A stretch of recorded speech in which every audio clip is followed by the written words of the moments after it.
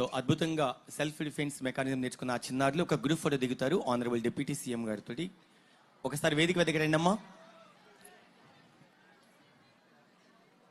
So ఆ చిన్నారులందరూ కూడా honourable deputy CM గారితో ఒక గ్రూప్ ఫోటోగ్రాఫ్. సార్ మీరు వేదిక